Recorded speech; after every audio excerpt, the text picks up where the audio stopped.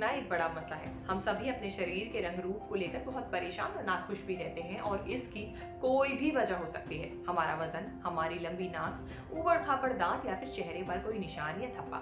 लेकिन क्या हो अगर नाखुशी का ये एहसास किसी डिसऑर्डर का रूप ले ले? क्या हो अगर आप अपने लुक को सुधारने की कोशिश में खुद को अकेला ही कर दे? अगर आप इस तरह के किसी भी लक्षण से जूझ रहे हैं तो समझ लीजिए कि आप बॉडी डिस्मॉर्फिया के शिकार हो चुके हैं। इस डिसऑर्डर से बॉलीवुड एक्ट्रेस इलियाना डिक्रूज भी गुजर चुकी हैं, जिसके बारे में उन्होंने अपनी बात सबके सामने रखी थी।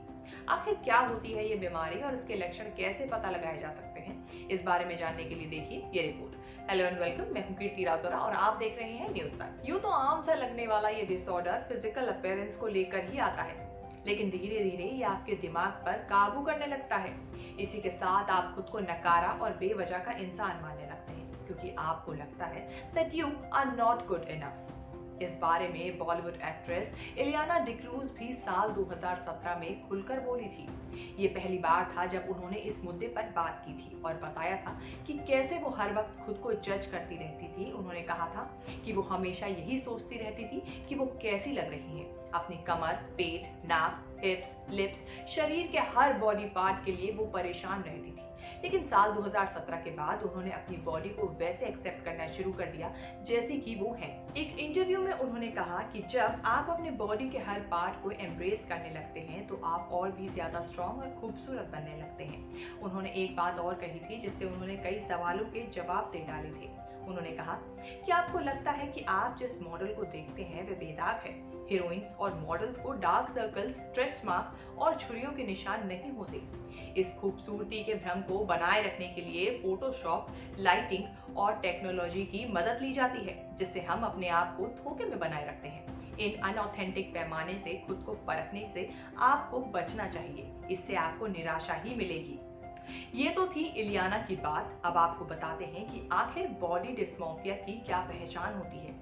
इसमें आप जैसे दिखते हैं उस पर बहुत ज्यादा ध्यान देने लगते हैं। करेक्टिव कॉस्मेटिक सर्जरी कराना, शरीर में किसी एक कमी को पकड़ लेते हैं और उसको परफेक्ट नहीं मानते। लगातार शीशे के सामने खड़े होकर खुद को देखते हैं या फिर बिल्कुल शीशा नहीं देखते। दूसरों से खुद को हमेशा ही सही ठहराए जाने की उम्मीद भी करते हैं। दरअसल इसके पीछे एक बड़ी वजह सोशल मीडिया और पॉपुलर कल्चर को भी माना जा सकता है। खूबसूरती के मामले में भी हम परफेक्ट बनना चाहते हैं।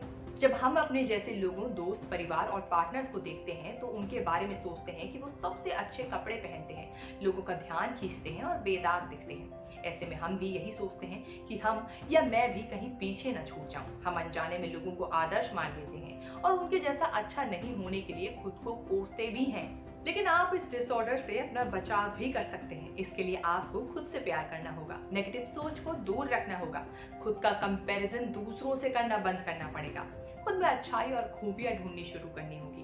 दोस्तों के साथ समय बिताने से भी आपको ज्यादातर समस्याओं का समाधान तो निकल ही जाता है। इसी के साथ कुछ नया सीखने की कोशिश करें और खुद को बिजी रखने की कोशिश करें। हमें उम्मीद है कि ये खबर आपको जरूर पसंद आई होगी। इसके लिए आप हमारे कमेंट बॉक्स में जाकर कमेंट करके जरूर बताएं कि ये खबर आपको कैसी लगी।